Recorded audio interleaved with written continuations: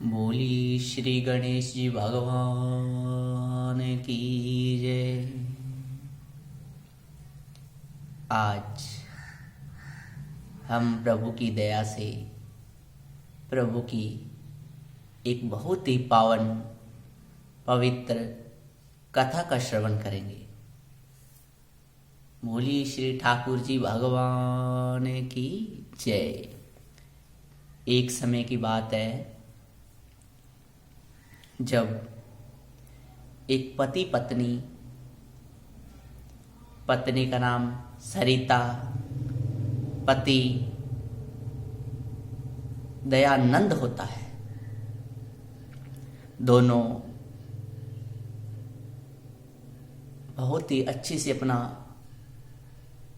जीवन यापन करते होते हैं।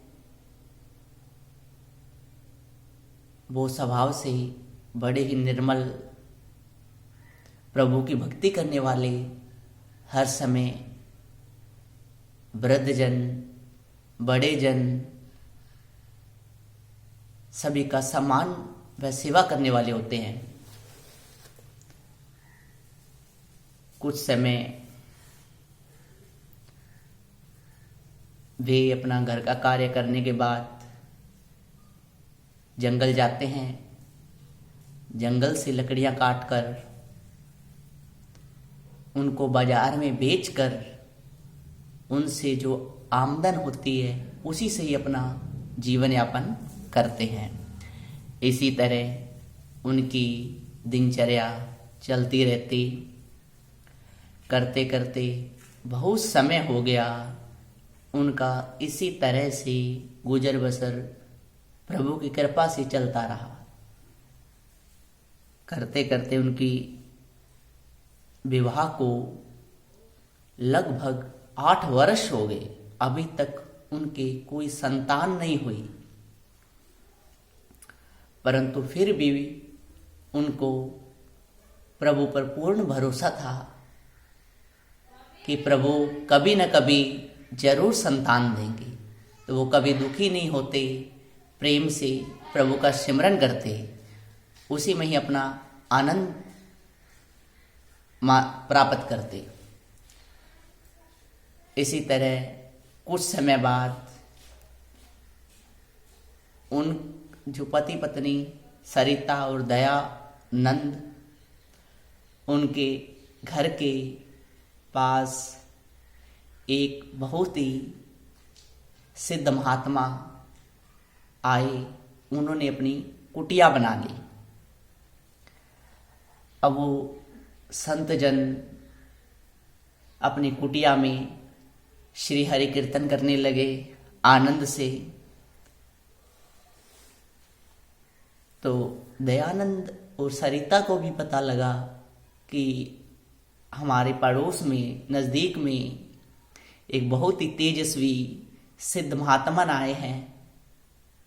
तो सरिता सोचती है कि उनकी सेवा की जाए। तो अगली सुबह सरिता महात्मन के कुटिया में जाती है और वहाँ से कुटिया का जो जगह होती है वहाँ पर झाड़ू लगाकर साफ सफाई कर देती है और वापस अपने घर को आ जाती है। तो जैसे ही साधु महात्मा जी उठकर देखते हैं तो साफ सफाई हुई मिलती है, बड़े प्रसन्न होते हैं।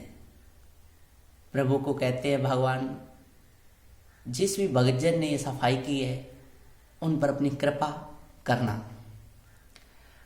इसी तरह से सरिता नित्य उन साधु संत जन महात्मा के कुटिया में साफ सफाई करती।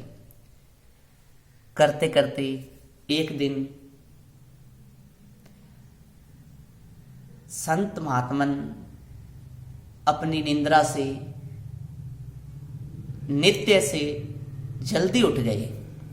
तो वो सरिता को अपनी कुटिया में झाड़ू लगाते हुए, साफ सफाई करते हुए देख लेते हैं। तो सरिता को बुलाते हैं, बेटा मैं तेरे से प्रसन्न हूं, तेरी सेवा से। महात्मन सरिता से कहते हैं। कुछ समय बाद महात्मन सरिता की ओर देखकर कहते हैं, बेटा मैं तुझे क्या आशीर्वाद दूं, जो सुख तुझे चाहिए वो तो प्रभु ने तेरे भाग्य में लिखा ही नहीं। तो सरिता ने पूछा, हे महात्मन, प्रभु ने मेरे भाग्य में क्या नहीं लिखा? तो महात्मन ने कहा, बेटी प्रभु ने तेरे भाग्य में संतान सुख नहीं लिखा।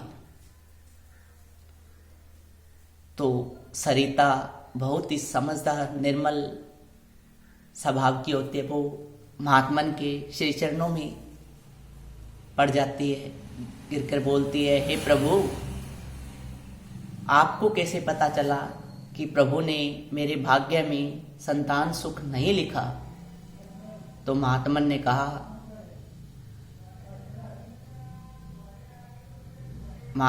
कहा, कि बेटी तेरे भाग्य की रेखाएं बता रही है ये। तो सरिता ने चरण पकड़कर कहा, हे महात्मन, आपको अगर ये पता चल सकता है कि मेरे भाग्य में संतान सुख नहीं लिखा, तो आपको ये रास्ता भी पता है कि ये संतान सुख मिलेगा कैसे। वो महात्मन के चरण नहीं छोड़ती सरिता, और महात्मन से अपने जिद पर अड़ी रहती है और कहती है, महात्मन मुझे बताइए कि मुझे संतान सुख प्राप्त कैसे होगा। तो बहुत हट करती है सरिता। तो महात्मन तो बड़े दयालु होते हैं, दया करके कहते हैं, बेटी चलो भगवान तेरे को संतान सुख देंगे, तेरे लिए रास्ता बता देता हूँ, संतान सुख तेरे को मालिक दे देंगे। तो सरिता पूछती है, बताओ महात्मन क्या उपाय मुझे करना होगा? तो महात्मन बताते हैं, बेटी एक बहुत ही महान सिद्ध पुरुष गुरुदेव जी नित्य ब्रह्म मुहूर्त में अपने खेत की ओर घूमने जाते हैं। वो ऐसे सिद्ध महात्मन श्री गुरुदेव जी हैं, वो तेरे को संतान सुख अवश्य देंगे। जब वो खेत में घूमने के लिए जाते हैं तो वे अपने घोड़े पर सवार होकर जाते हैं, और जो रास्ता उनके खेतों की तरफ जाता है, उस रास्ते के दोनों तरफ ऐसी खेती बीजी हुई है जिनमें वो घोड़ा प्रवेश नहीं करता। तो बेटी तो उस पगडंडी में जाके बैठ जाना, वो श्री गुरुदेव जी तेरे ऊपर से घोड़ा नहीं निकालेंगे, तो तेरे को वो ही वर देंगे। ऐसा सुनते हुए सरिता उन महात्मन जी के कहे अनुसार ही उनके वचनों का अनुसरण करती है।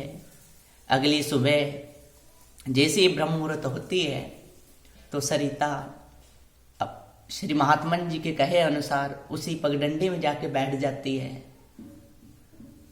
सुबह ब्रह्म मुहूर्त में महात्मन के कहे अनुसार ही श्री गुरुदेव जी अपने घोड़े पर सवार होकर अपने खेतों की ओर घूमने जाते हैं।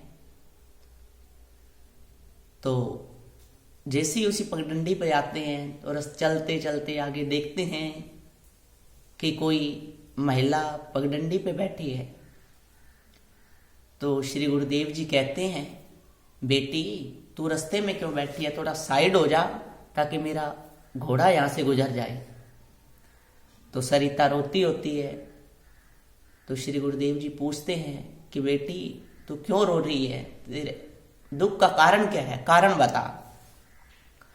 तो सरिता कहती है, हे श्री गुरुदेव जी, भगवान ने मेरे भाग्य में संतान सुख नहीं लिखा, मुझे कृपा करके संतान सुख दीजिए भगवान। तो श्री गुरुदेव जी कहते हैं, बेटी तेरे भाग्य में भगवान ने नहीं लिखा तो मैं तुझे कहां से दे सकता हूं।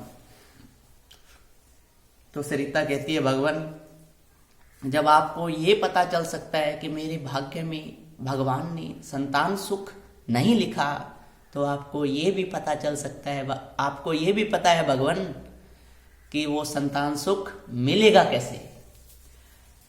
इसी तरीके से सरिता उस मार्ग से नहीं हटती, काफी समय अपने हट पर अड़ी रहती है और श्री गुरुदेव जी को वहां से आगे जाने नहीं देती और गुरुदेव जी से प्रार्थना करती है, हे श्री गुरुदेव जी मुझे कृपा करिए, संतान सुख दीजिए। ऐसे करते करते बहुत समय हो जाता है। फिर ऐसी व्याकुलता देखकर सरिता जी की, तो श्री गुरुदेव जी कहते हैं, बेटी उठ, तुझे एक पुत्र होने का मैं वरदान देता हूं। तो सरिता खुशी से खड़ी होकर बोलती है, धन्यवाद गुरुजी। कहते बेटी, गुरुजी कहते हैं, बेटी तेरी हथेली कर, तेरी हथेली पे मैं तेरी एक पुत्र होने का संतान सुख तेरे भाग्य में लिख देता हूं।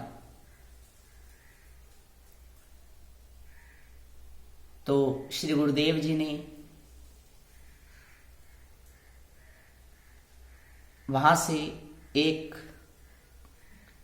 लकड़ी का डंडा तोड़ते हुए और घोड़े की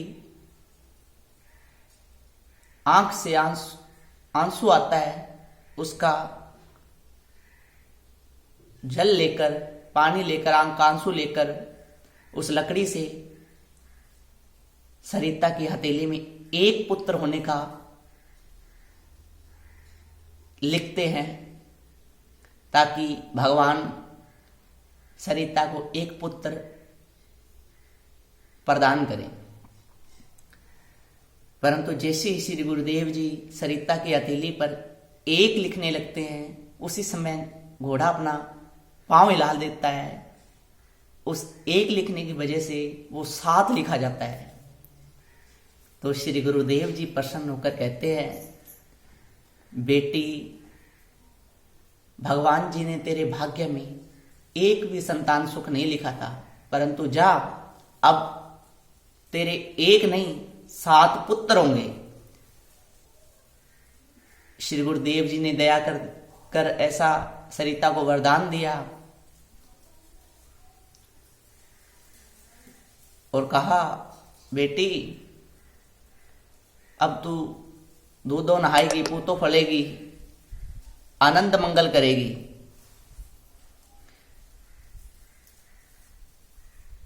तो ये कथा ये बताती है कि किसी भी व्यक्ति के भाग्य में कुछ भी ना लिखा हो,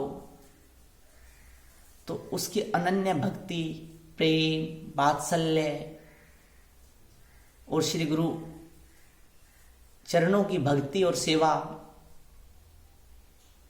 और श्री गुरु जी की कृपा से जो भगवान ने भाग्य में नहीं लिखा, वो भी श्री गुरु जी सब कुछ प्रदान कर सकते हैं। बोलिए श्री गुरुदेव भगवान की जय।